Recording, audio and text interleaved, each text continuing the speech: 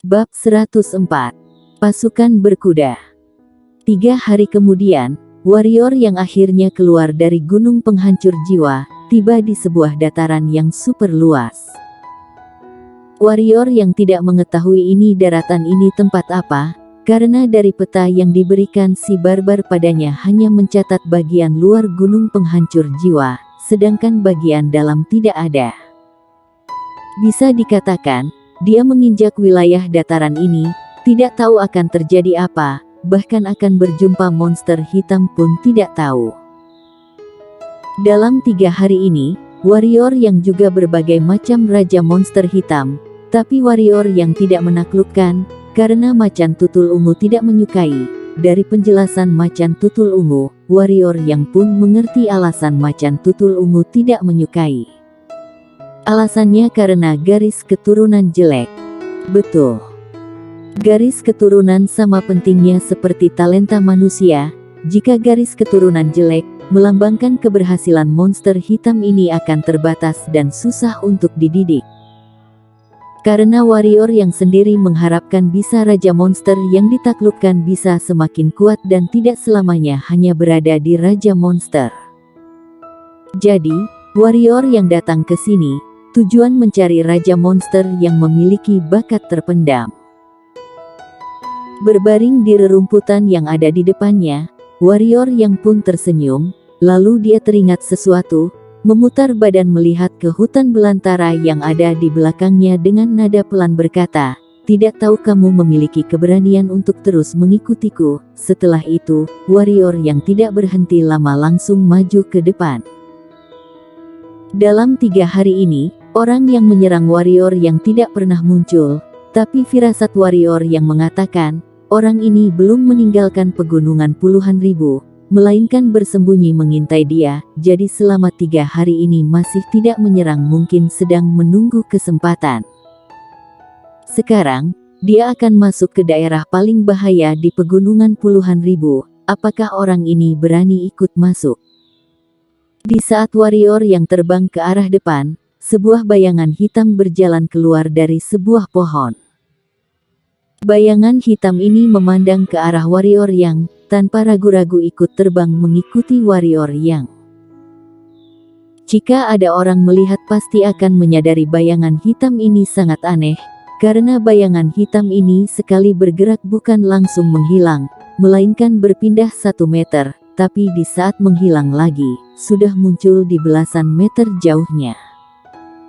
Untuk memancing pembunuh ini, warrior yang tidak mengeluarkan serigala abu-abu, kecepatan pun menjadi lambat. Perjalanan beberapa jam, masih tetap di dataran luas ini. Melanjutkan perjalanan 2 jam, warrior yang mendadak berhenti, kening berkerut, dia menyadari wilayah dataran ini sangat aneh. Karena sepanjang perjalanan, dia tidak melihat 1 ekor pun monster hitam, bahkan monster hitam juga tidak ada. Biasanya ini ada 2 alasan. Pertama adalah di wilayah dataran ini ada benda disegani monster hitam. Kedua adalah wilayah dataran merupakan wilayah kekuasaan monster hitam atau klan, contohnya Raja Beruang Bumi di Gunung Penghancur Jiwa. Namun, yang berbeda dengan Gunung Penghancur Jiwa milik Raja Beruang Bumi, wilayah ini mungkin melarang monster hitam lain masuk. Warrior yang lebih mengarah ke kemungkinan kedua, Raja Monster atau klan yang melarang monster hitam masuk ini memiliki kekuatan yang seberapa menakutkan.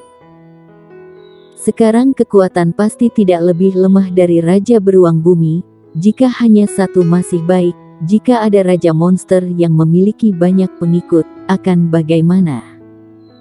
Macan kecil, monster hitam apa yang tidak akan takut padamu? Tanya warrior yang pada macan tutul ungu yang ada di pundaknya.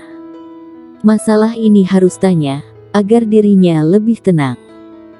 Macan tutul ungu mengedipkan mata, berpikir sejenak lalu cakar kecilnya menunjuk ke langit kemudian menunjuk ke bumi, akhirnya mengulurkan cakar kecil. Melihat kondisi ini, mata warrior yang berkedut, menelan air liur dan berkata, "Kamu bilang, di dunia ini hanya ada 5 macan monster hitam yang tidak takut padamu."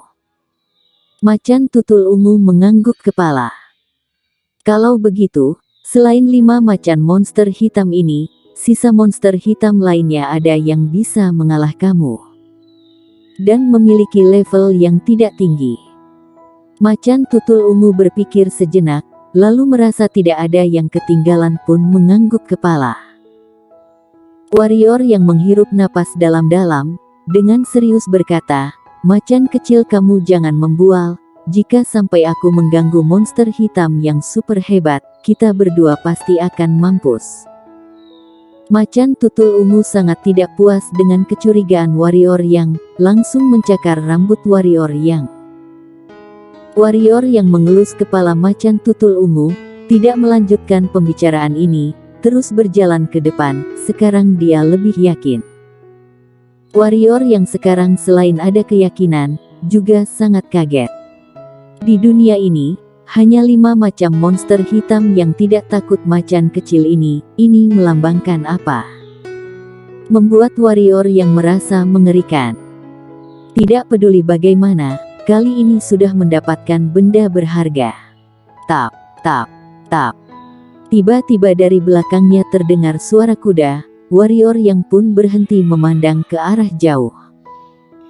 Terlihat ada ratusan orang pasukan berkuda. Melihat pasukan berkuda ini, Warrior yang pun tercengang. Karena pasukan berkuda ini adalah manusia dan kuda yang mereka tunggangi adalah monster hitam level 4, kuda angin. Kuda angin, monster hitam level 4, tidak ada kemampuan tempur, tapi memiliki kecepatan yang super. Kecepatan paling cepat bisa mengalahkan kecepatan angin. Di wilayah selatan hanya satu pihak berkuasa yang menggunakan kuda angin, mereka adalah Kekaisaran Qin. Sisa pihak lain bukannya tidak boleh menggunakan, melainkan mereka tidak membutuhkan. Sekarang Warrior yang tidak mengerti adalah pasukan berkuda Kekaisaran Qin kenapa bisa muncul di pegunungan puluhan ribu.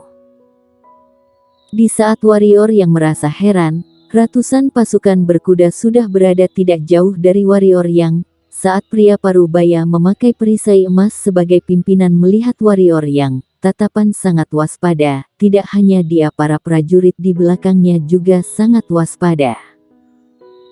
Di saat semakin dekat dengan pasukan berkuda ini, ekspresi Warrior yang pun berubah. Setiap prajurit dari pasukan berkuda ini semuanya alam bawaan, pria yang menjadi ketua juga memiliki kekuatan yang lebih tinggi. Dari hawa pasukan berkuda ini, sudah melewati ratusan perang. Pasukan seperti ini, kenapa bisa muncul di pegunungan puluhan ribu? Warrior yang semakin heran.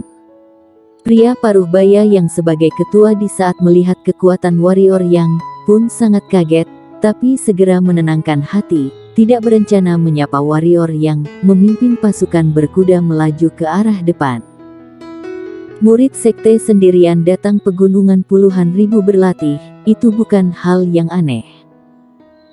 Warrior yang juga tidak berencana menyapa mereka, karena pasukan ini sepertinya bukan datang mencari dia, jadi dia tidak mungkin mencari masalah sendiri. Hanya saja sedikit penasaran melihat kereta kuda yang ada di tengah pasukan berkuda ini. Bisa dilihat, pasukan berkuda ini sedang melindungi kereta kuda itu, karena pasukan berkuda mengelilingi kereta kuda. Siapa yang ingin menyerang diam-diam atau mendekati kereta kuda itu, harus melewati pasukan berkuda. Duar. Di saat pasukan berkuda berpas-pasan dengan Warrior yang, permukaan tanah bergetar. Dari 4 arah terdengar suara ledakan yang lebih kuat dari langkah kuda ini. Pria parubaya yang sebagai ketua pun beraksi, tapi tetap sangat tenang, tombak emas di tangannya menusuk ke atas dan berteriak, "Musuh datang, susun formasi." Setelah itu, pasukan berkuda dengan cepat menyatu dan mengelilingi kereta kuda, masing-masing memancarkan energi hitam dan menjaga dengan ketat. Warrior yang merasa akan terjadi sesuatu, di saat ingin kabur, dia baru melangkah satu langkah, dari segala arah dataran muncul monster hitam yang tidak terhitung. Monster hitam ini mengepung Warrior yang dan pasukan berkuda, hanya bisa dengan kata menakutkan untuk mendeskripsikan. Warrior yang melihat sekilas monster hitam yang mengepung, tatapan pun mulai serius. Monster hitam ini memiliki postur yang besar, semuanya lebih besar dari serigala abu-abu. Yang paling penting semuanya rata-rata level 8 dan level 9, tidak ada di bawah level 8. Klan Singa Api, keluarkan jimat, kata pria parubaya yang menjadi ketua saat melihat monster hitam.